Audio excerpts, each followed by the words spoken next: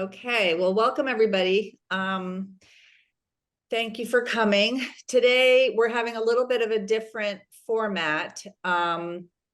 Jim will provide some information and updates of what we have been doing, what we've accomplished lately, what we're going to do. We have a video of one of the candidates that we've supported, just sort of conveying some thanks to 31st Street for the support we've given him. And I think Jim has a radio ad or two he's going to play that we've funded for certain candidates to put on the air, particularly for Black communities. And then we're going to open up the mic. Oh, we have one other announcement that John Medale is going to give us, just update on the letter writing, which a lot of people are doing. And then we're going to just sort of have an open mic and just a free discussion and opportunity for anybody who's attending this meeting to speak, to tell us how we're doing, to ask us questions, to offer commentary, whatever you want to say. So we'll do that for much of the hour. So just to start us off, really, the only things on my mind, I mean, it's been a very dramatic couple of weeks in that everything that's happening in Israel and Gaza is horrifying and very frightening.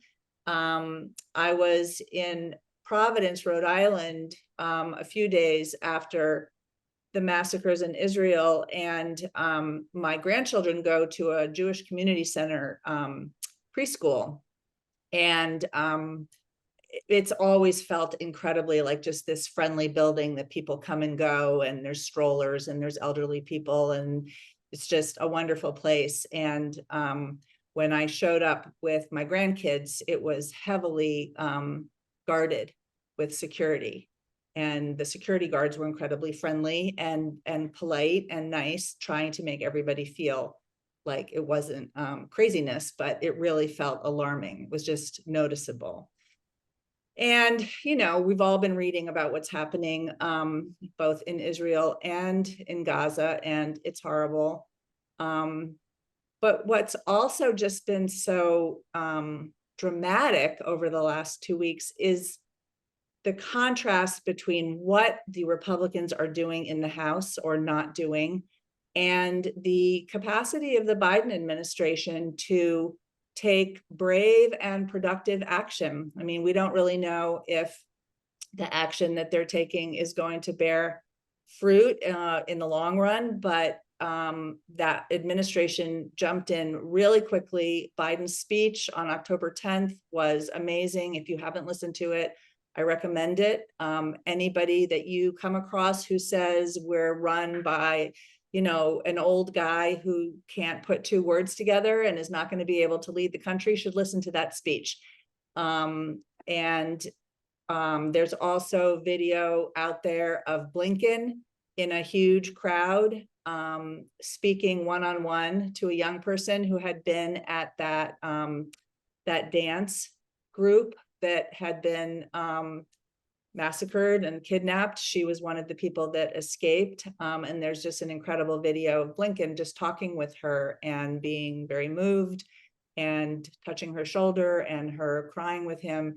It's just, when you think about what would be happening if we didn't have the Biden administration in power right now, it's just, you can't even like think what it would be like. So I, for one, just am feeling at the moment very, very proud of what we all do, because the Democrats are doing well and they have the moral high ground almost every time. I know that there's a few people out there who are Democrats who are in trouble and are corrupt, but for the most part, you know, I'm really proud of the job that the Biden administration is doing and of the Democrats in the House. So with that, I'm going to turn it over to Jim, and then we'll look forward to hearing from all of you in a few minutes. Great. Thank you as always. Very, very thoughtful thoughts. I think I know everybody on this call, so I'm the political analyst, so you all know me pretty much. I did realize that this is our last meeting before the Virginia election, so I am going to do a bit of a assessment of where we are in the Virginia election, and also to some extent what we've done. And I'm actually pretty happy. Whatever happens, I feel like we've done, some good work. You've done some good work. So I'll go ahead and share my screen, hopefully. And bring this up. Right. So how do things stand in Virginia? Well, things are tense. It's a cliffhanger. So there are two recent polls. This one was in the Post last couple of days. Likely voters, a 2% edge for the Democrats for the legislature. And also another reputable center, the Wason Center of Christopher Newport University. They have a gap of only 1%. Now, polling has its problems these days, and, but I'd be much more comfortable or much less uncomfortable if we had a 4% or more margin, which we don't have. But that's sort of what they're finding. One thing, of course, this is statewide. And in a way, statewide doesn't matter. It really matters in about 10 districts. And also, polling in this situation is probably about the most difficult you can get because it's a very low turnout kind of situation with the legislature. And it's very hard to know who is going to turn out. So that's why we, on the other side, have spent so much time, and you've heard me talking ad infinitum about turnout, right? Okay. I see Ronnie nodding her head. Okay, good. So what have we been doing? I want to say that we have been targeted. We not only do we target the districts, but in our interventions, we target what we're doing. I'll get to some detail. One is that, of course, we do give money to campaigns and advice, sort of tactfully and guardedly in a way. We got this emphasis on black radio, which we came on a couple of months ago, which I think really is going to turn out to be very, very effective. We've done our other priorities are canvassing, Working America letters that I'm going to talk some more about. John is going to talk about a bit also. And youth voter registration, which we also came across. I shouldn't say that. We've started doing it a couple of months ago when it started to make sense. So I'm going to talk about all of those. Just to remind you what our slate is. And there are basically 4 House races and 2 Senate races that are illustrated here, plus Josh Cole. They're going to make the decision for who wins. Everything else is going to come down to, if the needle switches one way or the other, we may do better, or we may do worse. But we really have focused on the ones we need to. I feel very good about that. So for fundraising. And again, this is thanks to you and your networks. We have raised, are you ready? Here comes the number. $430,000, guys, for state legislature races in Virginia. And most of it early money. I mean, we did have this sort of second wind, if you will, that everybody contributed to. But this was very invaluable to them. And believe me, they understand, even though they're getting much, much more money now. I think they remember who brought them to the dance, if you will, to some extent. And we also have this Black Radio initiative within that. And I've talked about that in the past, but the total amount we've raised specifically for that is $80,000, and including a special project of $20,000 for Josh Cole, who was not really on our slate, but we did it as a separate initiative. 3 of them were not planning to do radio. One of them was planning to do it, and we basically doubled their budget. The other 3 weren't planning to. Once we suggested to it, they loved the idea, basically, and they got on it. And to some extent, they've done it in ways that we have suggested. Oh, no, not entirely, but in anything, whatever they're doing is positive. All right, so for just to review voter outreach, this is our bread and butter canvassing. We're at about 8,000 doors so far. I think we're going to probably, I'm hoping we'll get to 12,000 doors. And again, they're targeted to key districts, but they're also targeted on to these all important, as you have heard me say over and over again, I think these low propensity voters, we get walk lists that are productive of that. And we are able to, I think, move the needle a bit, even with this. And our working American letters. I think the last time we did this, if I'm not mistaken, was about 2,500 letters. And that was for Wisconsin. And we're already at 4,300 letters. And just to people recall, these are AFL-CIO affiliated organization, Working America. And they reach out to these working class non-union members who are a very important audience. I mean, that's a lot of where the swing comes. These are a lot of your lower propensity, lower information voters. And because of the imprimatur that they've signed up to be Working America members, and also because of other reasons of reaching out to them, when you do letters to them, it makes a difference. And, it does turn out votes for us again in the key districts. Okay, but now I'm going to come to the pièce de résistance, which is the youth voter registration. So we've supporting this group Turn Up, and they're doing multiple things. But one of the things that they're doing to increase voter, and they're a C3, excuse me. So they're tax deductible, they're nonpartisan, but they can target where they're doing voter registration. And here comes this sort of key point, which is that just in a few weeks in Virginia, before the October 16th deadline, they generated almost 1,700 registrations. Now, people know about voter registration. It's hard. It's hard to do. And this is a terrific number of voter, again, in our key districts, that they work with us in the key districts. So if you look at that and you figure, okay, we've got 8 or 9 key districts, that's about 200 on average voters, new voters, student voters in those districts. Well, okay, they won't all vote. They won't all vote Democratic. Some of them might have voted anyway. But conservatively, if you get about 100 net votes for each one of them, guys, folks, that's huge.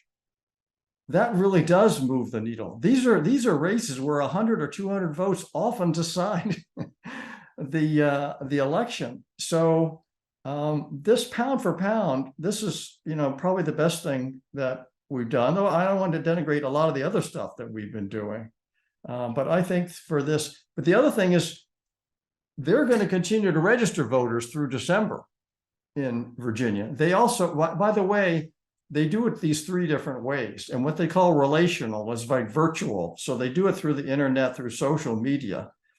And the way they do it, it goes through an organization called vote.org. And they capture, are you ready for this? The phone numbers of these people. So then later on, they're able to pursue them with texting. And they have a separate turnout component, and they're also basically doing the same thing in Pennsylvania. They don't have data, and that's partly because the Pennsylvania deadline is next week.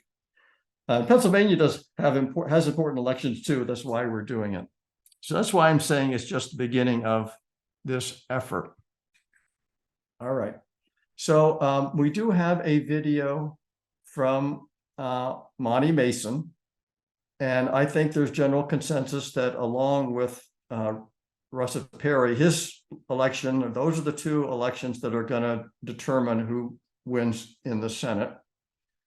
And I want to warn you that if he did this kind of outside or something, so you might gonna have to turn up your volume if you want to be able to hear this very well. But I'll go ahead and play it. His thank you to us. Yeah. Hey, it's Monty Mason. I'm a state senator in Williamsburg, Virginia. And I just wanted to say thank you to all the volunteers and folks at 31st Street Project. The work that y'all have done for me in this campaign has been invaluable.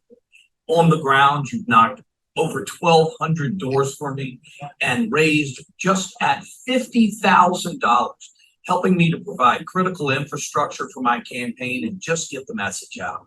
So the work that you've done for me and for others in Virginia to maintain control of the state Senate and try to take control of the House of Delegates has just been, as I said before, invaluable. We're getting ready to go out and knock doors all day. We're knocking thousands of doors every day. And it's because you've helped me provide such valuable resources to make sure we get our message out. The governor of Virginia said that my seat is critical for them to win in order to take control of the state Senate. The 31st Street Project has been instrumental in helping me make sure that doesn't happen, that we maintain control of this seat and of the state Senate. So once again, I can't say thank you enough to your volunteer efforts, to your money, to the work that you put in helping Democrats in Virginia maintain control of the state Senate. Once again, Monty Mason, Williamsburg, Virginia, saying thank you, thank you, thank you. Okay. So, great. All right then. Lisa did mention we do have one radio message to play. This is for Josh Cole running for the House. I will, again, we did a special project just for him to do this. They weren't going to do any radio. It's through Black Radio.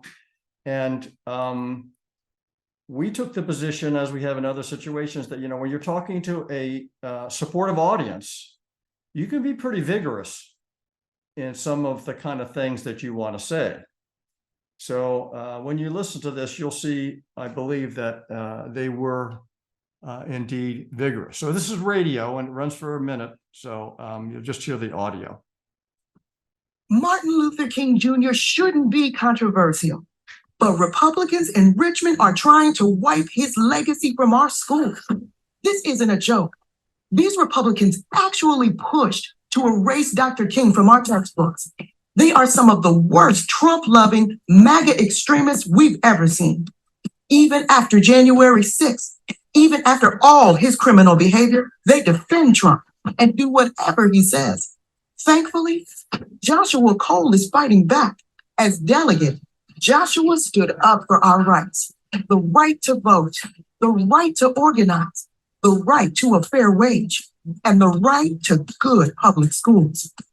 This is Joshua Cole, asking for your vote this Tuesday, November 7th. Because when we vote, our voice, our community is heard, and I'll do everything I can to protect our rights. I'm Joshua Cole, candidate for delegate, and I sponsored this ad. So, you know, part of the concept here is that it's all about turnout. And you need to do something that's pretty strong to motivate folks that, you know, at an emotional level to some extent for these mid-propensity and lower propensity voters. And, you know, they definitely went, maybe even a little farther than I would have, but that's the way they wanted to do it. So I think it's going to work really well. I'm very proud of this effort. All right. So great. So we still have 2 weeks, a little bit more to go. What can we still do? Canvassing. I decided not to put it down 3 times because that's a little conventional, but it is the biggest sort of thing I think that we can do. I do want to, there's still time on the Working America letters. Just John will tell you we have a good gap still. And we've done 4,300, as I said in the other slide, which is a really good number, but there's more that they can do in you can do in our target districts. We have never really done that much in the way of phoning, but I just want to put on the table that we really are now feeling that the Swing Blue Alliance is a good partner that does do good phoning and does good phone lists and targets it well. So if people are interested in phoning, which is fine, we can arrange that and should have it in our voter outreach newsletter that comes out tonight. There will be election day monitoring and poll greeting to some extent. one of our partners, Nope. This is the thing the lawyers like to do. Get inside, watch what's going on, make sure there's no, skullduggery. Nope is organizing that. I think that will work well if we just do what they want to say. And there can be some poll greeting, which is really more for the down ballot candidates, not even the legislature. It's more to help out the like school board and so forth. But I think there's a good possibility we might want to do that. We've done that in Stafford County in the past. That might make sense again. And especially if there are close races, once the initial results come in, there very likely could be some ballot curing with these vote by mail ballots. Sometimes folks don't do them right. They forget to sign it. They forget to put their Social Security on it or whatever they have to do. And we may very well get involved in that as well. So with that, that's just kind of where we are at this point. It's a cliffhanger, folks. We still need to do what we can. But a great big thank you to all of you. And I will stop sharing. And I believe probably turn it over to John. You're on mute.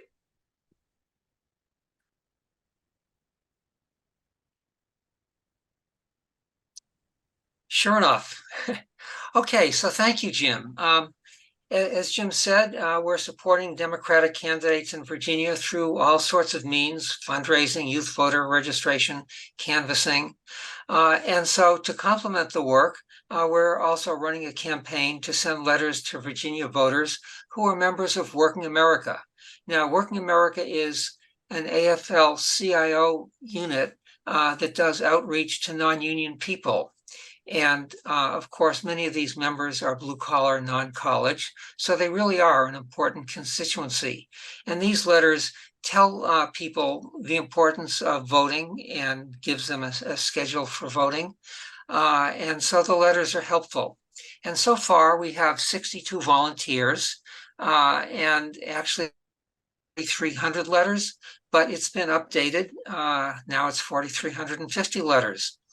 So this campaign, the deadline was extended, and it's now October 31st. So if you'd like to join, please contact me. I'm going to put my email in the chat. And thank you. Over. Thanks, John. And Aaron. Yes. Hi, everybody. We are going to transition into our open mic phase of our meeting in a second, and I will be happy to curate any questions people have. If you want to put them in the chat or if you want to raise your hand. If you raise your hand like this, though, I probably will not be able to see it. You need to raise a virtual hand so I can know that you want to say something. But before we do that, I just wanted to update you all on our new membership drive. So remember, we said our goal is 100 new members by November. November is getting close. We are at 58. Okay, so we need 42. Again, if everybody on this Zoom call were to just get one more person, we would like almost be all the way there. So I'm going to go ahead. I'm going to put in the chat. I mean, the easiest way to get a friend to do this is to simply send them to the form on our website, which I'm putting in the chat. You all know our website is 31ststreet.org. And just ask your friends, hey, would you mind, getting the email newsletters from this great volunteer organization I belong to find out, what the latest things we can do to try to save our country are. Just go to this website, just give us your name, your email, and you'll start getting those newsletters. That's like the easiest way that you can do that. And you can really magnify our impact. So I just really plead with you, keep us going, because we are, we're getting there, but the road is slow and we want to pick up the pace. Okay, so that said, why don't we open? I think Jim has Oh. one more thing Yes. for something coming up this week. Yes, Jim, you want to talk about Honest Media, I believe. I was gonna do that at the end, but sure, I'll Oh, do okay. it. Whenever Okay. you want. Let's do it at the end. Okay, do it at the end. Okay. All right, so let's see.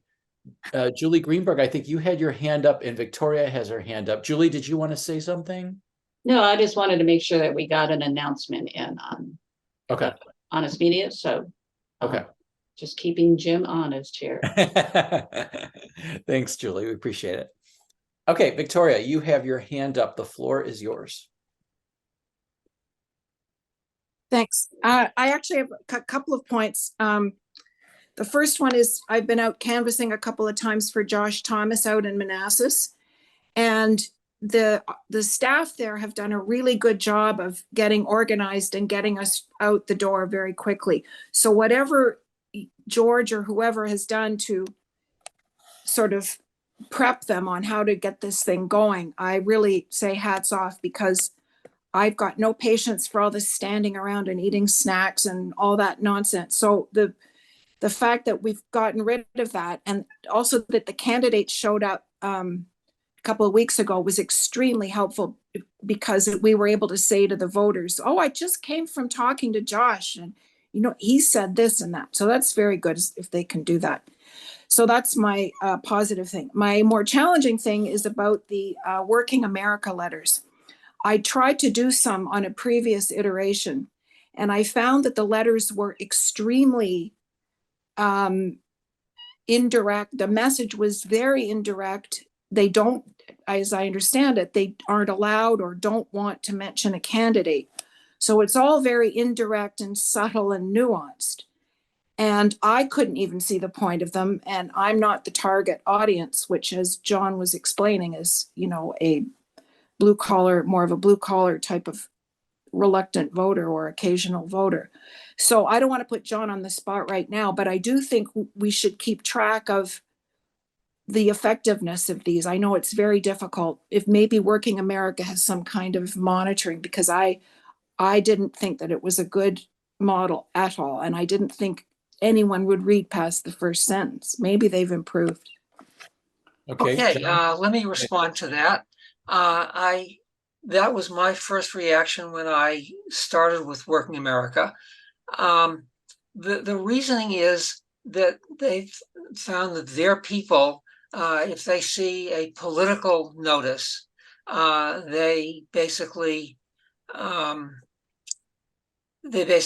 it in the trash. And so they feel that raising issues that are favorable to Democrats, such as healthcare, that sort of thing, will help with the turnout.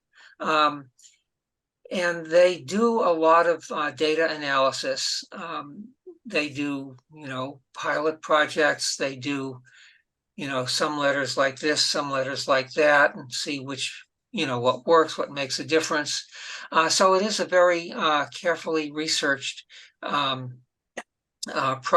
I mean, if I were writing, for Josh Cole, I'd say, vote for Josh Cole. But apparently for these people, for this demographic, that sort of thing doesn't work so well. So that's their reasoning. Over. Got it. And also, I don't want to beat this to death, but can I just say one thing? Go Okay, yeah. So why don't we have Jim, you wanted to add on to what well, John yeah, said, and then Victoria, you can respond. my understanding also is this is not the last step. So the letters go out, but then they also, will be reaching out to these people through text and other kinds of ways. And my sense is when they do the last step, they're a bit more tendentious in the process too. Over. Got it. Victoria, what were you going to say? Okay, well, that's good to know. I hope those of you that are involved could bring us some of the results of this supposed monitoring and research that they do. I'm concerned that the approach there, I understand the rationale. I'm concerned that it's not proven, or we don't know if it's proven, and also that it's driven more by the financial constraints of what they are as an organization and what they're allowed to do than by any grounding in what's effective. So Jim? I'm not, I just would like Right. to see more evidence in the future as it comes available. Jim, did you want to? Well, in an arena where evidence is actually very tricky and very treacherous, there's a pretty good consensus that this organization is probably the best researched and the best evaluated and has some of the best results of any that are out there. And I have seen some of it. Michael and I have looked at some of, we've had in-depth conversations with them. That said, in any particular context, it's very difficult to sort of assert causality over. Okay, we have a comment in the, we have a couple comments in the chat, and then a couple hands, Corey and Jerry. So let me just read Virginia's comment, which is, several friends want to contribute specifically to GOTV efforts. I've told them at this stage, all our candidates are putting a lot of effort into GOTV, but is there a group I can send them to that is dedicated to GOTV in Virginia? So I don't know if Joanne or Jim or anybody knows about that, or.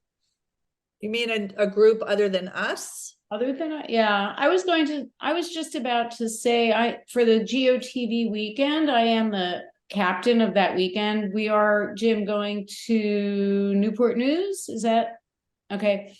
That'll be on November 4 and 5.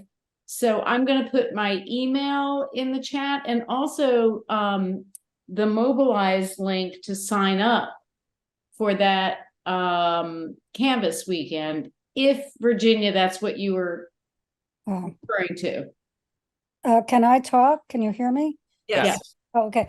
These are people who are armchair activists. They're more interested in giving money than getting out to knock doors. So they would be willing to send money any place that will do good at this point. I might be able to find something like that, but I intended to say this actually earlier, which is in terms of, we're not raising money today, but actually for Turnup, we still need another $7,000 of tax deductible money. So if people are interested in supporting that, it's on our website, or get, I'll try to see if I can think of something. There might be a C4, for example, that they might be attracted to, Virginia. They don't care about the tax deductibility. They just don't particularly have the energy to go and knock doors. Okay, so Virginia, if you can connect with Jim, Sure. or just go to our website, you'll get that Sure. information, and that's Thank great. you. Glad we can always put dollars to use. I love it. Okay, thank you. That was a great comment. A quick comment from the chat from Jan. Working America does extensive testing on effectiveness. More than a group we've connected with pride themselves on their monitoring. They hold direct fundraisers and go into this in more detail when they are presenting. So that was Jan's 2 cents. Corey and then Jerry. Yeah, thank you, Aaron. I wanted to say 2 things. One was to echo Lynn's request for people to go to Newport News. I was there last weekend, and Jim does a magnificent job of getting us these amazing walk lists. You don't have to walk like for miles and miles from one house to another. Literally, they're basically almost next door. And so you get a lot of bang for your walk. And because of what I have found about the level, the type of economic level of the neighborhoods that you're walking in, these people answer their doors. So if they're home. So that's really, really, it just, well, that's why you're there, is to have these conversations with these people. So I can't, unfortunately, I'm leaving the country. I can't go back again, but Lynn, otherwise I would be there again. The second thing I wanted to say is that there was one opportunity that you all, that 31st had put into one of their weekly letters about texting to voters in Pennsylvania whose mail-in ballots had been had not been counted. And so I hooked into that. And Melanie Galway was heading that up. And what we were doing was connecting to voters who, for one reason or another, and you can imagine if you've done any of these mail-in things and trying to cure some of these mail-in things, that a lot of people get tripped up. They don't sign it right, or they don't put the right date, or this, that, and the other. It's particularly outside of this area. It's designed to trip people up. Okay, so but the interesting thing about it was that we were not to tell the voters that their ballot had not been counted. That in fact, instead, we were just to say, please remember, you are a mail-in ballot person. You've made application for a ballot, and please remember to do the following 3 things. Sign it. The 3 things that most people don't do. So I thought that was interesting. And I was told, interesting that we didn't say, hey, this is a real problem. You really need to pay attention.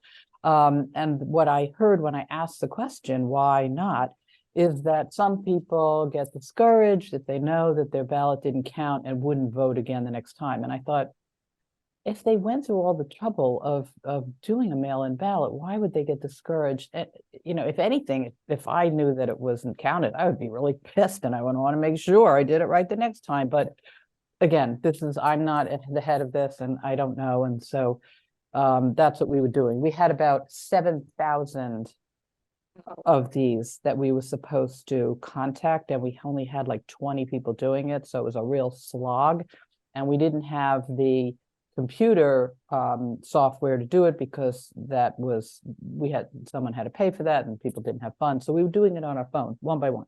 Wow. So anyway, that was interesting. Wow. They were trying to get a faster way of doing it, but I'm not sure that worked.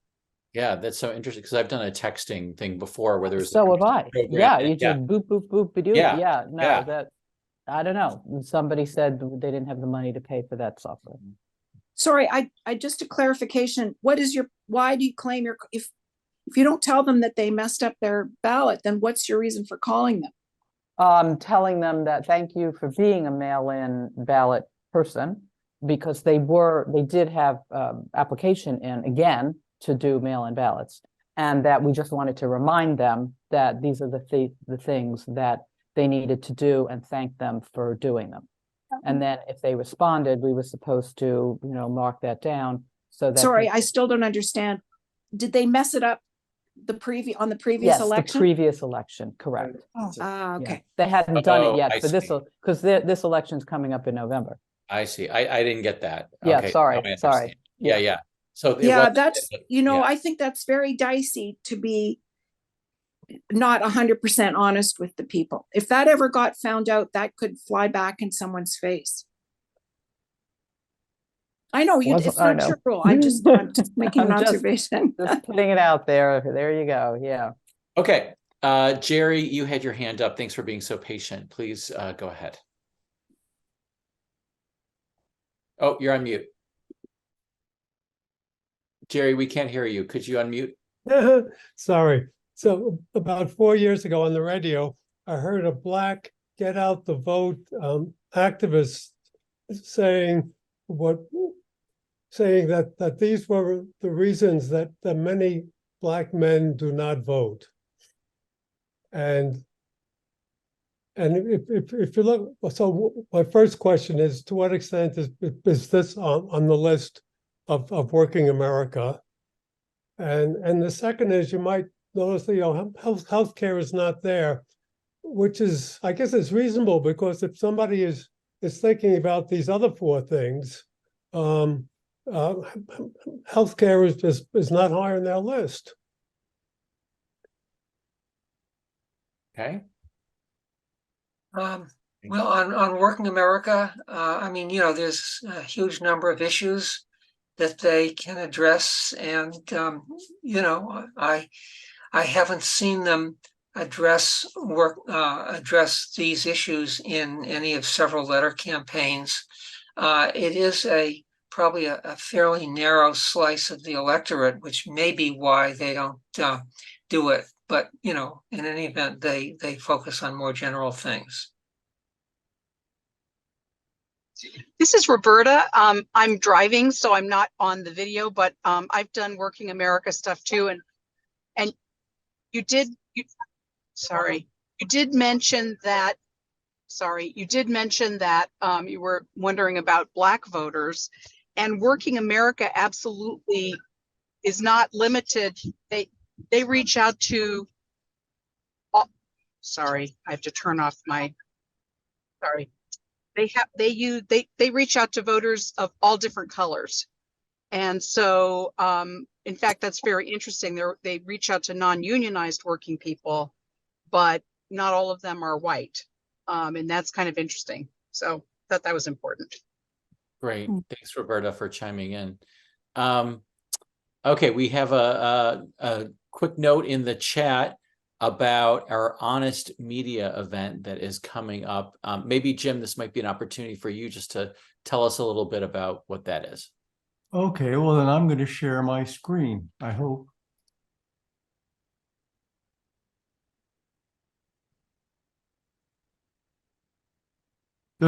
You've probably seen this, I don't know how well it comes across, but we have a great lineup of people to talk to about 3 very different kinds of things that we think will help us combat the anti-MAGA or the MAGA propaganda.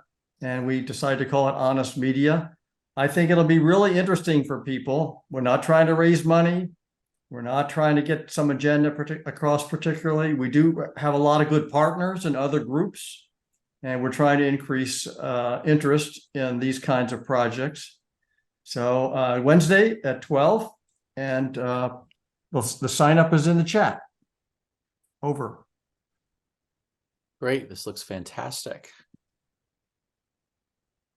Okay, and Corey says in the chat, many younger Black men we spoke with in Newport News indicated they do not vote. It would be helpful to have a script for what to say to those who respond in this way so that we aren't tone deaf. I think this is a great conversation that's emerging, and maybe that's something that the campaigns have thought about and could talk with us about as well in terms of their experience. Okay, what else? Who else is something that they'd like to talk about, ask about, that they wonder about, that they're worried about? I see my friend Carol Baum has joined us. You've always got some thoughts, some creative thoughts. Anything you want to say? Mute. If not, that's okay. I just saw you there, so. You're muted, Carol. Still muted. Carol, you're still muted. Thanks, There you Jim, go. but no particular questions today or brilliant thoughts, you know. Fine. I do want to thank Carol for doing some postcards. Really appreciate it. Thank you, Carol.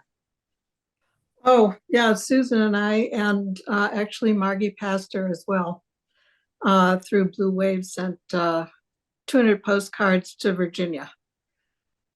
It was something that was very, it just was very straightforward and simple to do. You bought the postcards and the stamps, and then you filled in a sentence or two, and we were able to do it within a few hours on a Sunday, last Sunday. Were these direct candidate support or letting them know about the election? They were to Democrats and telling them how important the election was and to vote. Just Right. get out the vote stuff. Right. Oh, that might be good, Virginia, for your armchair friends if they wanted to do action in addition to donating. Rohit, you have your hand up. Yes, thanks. I had a question about voter outreach. In your experience, what has a higher impact? Reaching out to low propensity voters or to voters who are perhaps swing voters or independent voters and who need to be persuaded to vote Democratic? Where does it make more sense to put your resources if you have to choose? Jim, I bet you have a great answer for this. Well, let me say, yeah. I mean, it's kind of in a way, it's almost like a softball question, if you'll forgive me. I think that by far campaigns spend much too much time on the very narrow set of swing voters and not nearly enough on turnout. And I think actually in canvassing that candidates are very good at persuading voters. I think the rest of us are just not very, I love to do it. But I can talk 20 minutes to somebody about issues and so forth and deep kinds of things. And I might move their needle, 10 degrees or a little bit more. And these days, sometimes talking about women's health and abortion is even a bit better. But there's a vast pool of people that if you just reach out to them and, and a few techniques, including ones who say, I don't vote or I haven't voted. There are techniques for those people too. It's just so much more productive. And I think, especially in this Virginia election, where it's going to be a turnout election, more so than most elections, it'll be maybe 30% statewide and maybe more than that in the swing districts, 35, something like that. And if we could just get our voters to come out, we could win these elections twice over. So anyway, that's my response. So that's the way we do it. That's the way we push it. And every time I go out, like in Newport News, I was in Petersburg yesterday. I feel like there's a couple of handfuls of voters each time that I feel like I've been able to, low propensity voters, mid propensity voters, people who haven't registered yet. There's a lot there. Intuitively, I just think it makes some sense, which is it's a harder ask to ask somebody, gee, I don't know what to do, to move them from I don't know what to do to like vote this way or vote that way, as opposed to, yes, I support your cause. I am a Democrat. I just don't feel like voting, or I didn't know there was an election. That's a smaller bridge to cross than to get somebody to change their mind about anything, especially these days. Well, and sometimes it's a hybrid. Sometimes it's a mix. It's not all one or the other. I just know, like, when I've gone canvassing, the most rewarding conversation is always when somebody says, nobody's ever asked me for my vote before. And just the fact that you asked me means I'm going to go vote. Sometimes that's all that it takes. Okay, Stephen, and then Julie.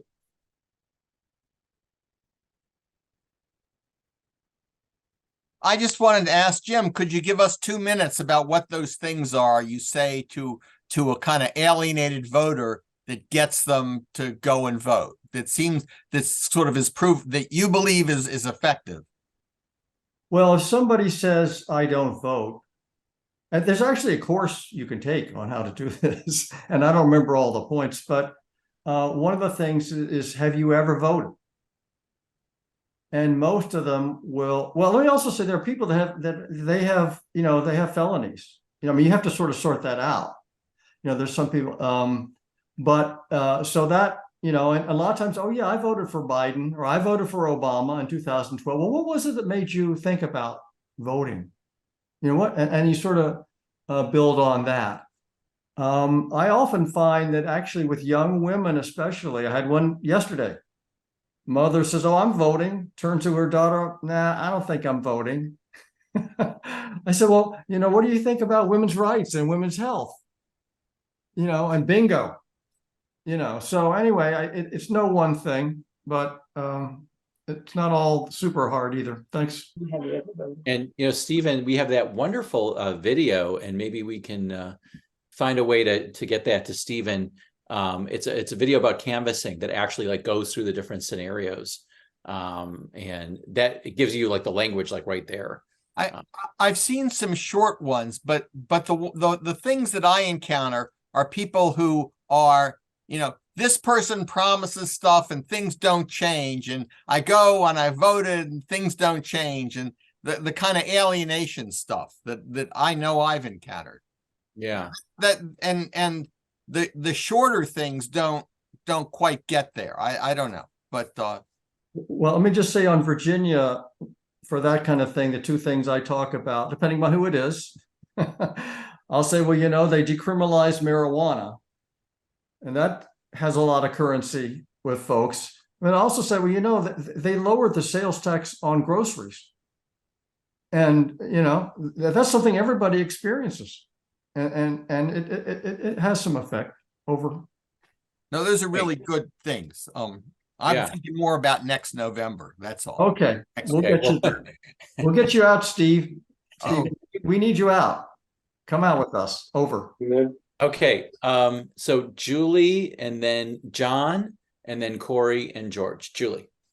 Yeah, I wanted to second what Corey said about the Newport News canvassing. And if we are going to go back there for the GOTV, George and I are thrilled.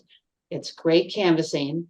And just by chance, I think it was through some of the group, Nope or Silver Spring Progressive Action, we landed on really a great hotel that enabled a lot, so very sociable dinner, takeout dinner and takeout and a breakfast that made everything so convenient. So we're going to make our reservations right away. I highly advise that you come. There's nothing more fun than good canvassing and good socializing together. So I'll make sure that Lynn, if you don't know which hotel, send me the hotel information. I'll make sure everybody who's going gets it. Thank you. Great. Okay, John, you've got something. All right, so let me share my screen. Oh yeah. Here we are. All right, so actually this addresses some of the issues about young voters and Black voters. So as we know, maximizing turnout by young voters is crucial for Democratic victories. To this end, 31st Street sponsored a contest for a t-shirt design that best encourages students to vote. This contest was held at Georgia Southern University in rural southeastern Georgia over here. Here's Atlanta. And it has 17,000 students, a third of whom are Black. And the Georgia Southern chapter of the NAACP ran this contest. Now, the contest ended a couple of weeks ago, and we're pleased with the results. There were 41 entries and a lot of creativity. Here's one design. As you might guess, the eagle is Georgia Southern's mascot. And here are the winners. Here's the third place winner and the second place winner. And by the way, in young people's language, dope is a good thing. And then the first place winner is really a powerful statement. You know, it shows some Black civil rights heroes and icons. And the line, "They never made history by being silent," is really powerful. And this will be shared with NAACP's National Youth and College Division. So if you'd like to buy a t-shirt with this design, or would like a flyer with more information on the contest, or if you'd like to donate to provide t-shirts to Georgia Southern students, please contact me. And once again, I'll put my email in the chat. And feel free to spread the word to other colleges. Thanks a lot. Over. Thank you. Thank you. Hey, thank you, John. And Corey is next. Yeah, I just wanted to respond to Steve. Am I still muted? No. To Steve, something that was extremely successful in getting people out to vote that I was talking to in Newport News was to tell them, and this was truthful, that the contest was literally going to be won or lost by 100 votes, and that their vote would be extremely important in the election. And before, and these people told me, "Oh my God, I had no idea. I was just going to throw this thing away that you're giving me." And I asked them to go speak with their friends, and they said, "I'm going to go right out." And now, not everybody said this, but I'm going to go out and talk to my friends. And I had a number of people say that they were really energized by realizing that their vote was going to count. Great, great. I love that. Okay, so we got about probably 5 more minutes or so. I see George has his hand up and Jerry has his hand up. So last call for any other contributors. George. I just wanted to respond to the question about the voter who tells you they don't vote. What I've done in situations like that is try to, judging by their age and their race and their economic circumstances, whether there are kids' toys in the yard, I try to come up with one issue that might be important to them. With a young woman, I will almost always say abortion. If it's a family with toys in the yard, I'll say the Republicans, if they take over, they're going to really slash funding for public schools, or they're going to ban abortion in this state. Try to focus on one issue and try to make it real concrete. And frankly, lay it on strong. If you can't really have nothing to lose in that situation if they're not going to vote. If they, so pick one issue and go with that. That's my approach in a situation like that. Over. One thing I think it was in one of the videos was saying, like, validating their feelings, not the actions. So just saying, I've often felt kind of like hopeless. I've often felt like, yeah, nothing makes a difference.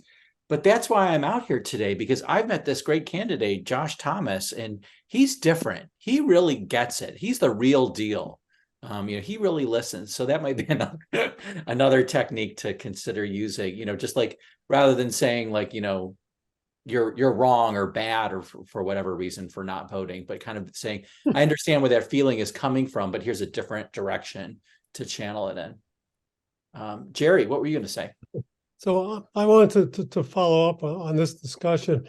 I think it would be worthwhile to come up with a list of 5 important votes in the Virginia State Legislature in the past 2 or 3 years, and contrast the way the Democrats and the Republicans have voted on these important issues. And so if it's and it's, they're often going to be like balanced, like it's it'll be a stark difference between how the Democrats and Republicans voted, as well as showing that it didn't take too many votes to decide which side won. And if we pick 5 issues that the Virginian voters think are important, I think it's worthwhile to have a little postcard which you can show people, hand people, leave it with them. But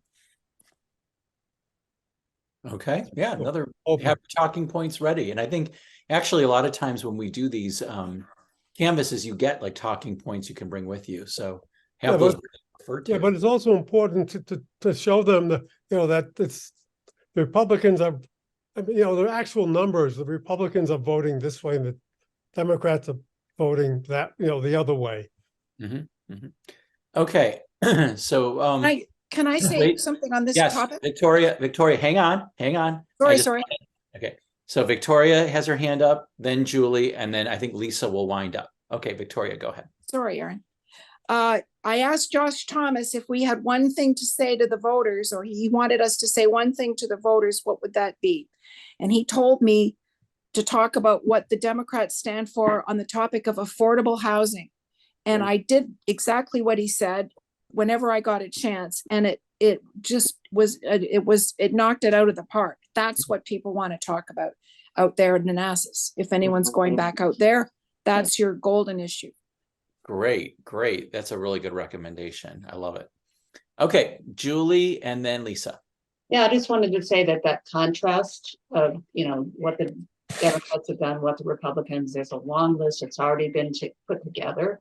I can't remember who put it together, but I've got it and I can, I'll send it to Joanne and George and Lynn and whoever else is going out this weekend.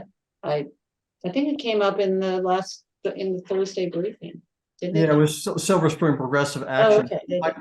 My one admonition is don't be too much information. cerebral about this. Right. You know, it's got to be like just a 2 or 3 Light very touch. salient things that, you know, affects people's lives, of which, you know, they're, you know. Yeah, you don't need a dissertation here, as George Hastings said. You basically, you pick out the concrete issue based on the circumstances, but you cannot have a dissertation to hand over. I agree wholeheartedly, definitely. And most voters are not as deeply engaged with this stuff, I think, as we are. You know, and sometimes literally just the fact of us showing up and just knocking on the door and just asking and just saying, you know, I just talked with Josh, or I just talked with Monty. They're a great guy. That can often be enough. Yeah. Okay. Julie, did you want to say anything else, or you done? You're good? Okay, Lisa. I actually just wanted to close out with an anecdote from my canvassing, which is relevant to this discussion. I had a lot of people answer the doors. It was like the best canvassing I'd ever done. And when we launched, the campaign manager, it was for Russet Perry, and the campaign manager was a young man. Jim, what's his name again?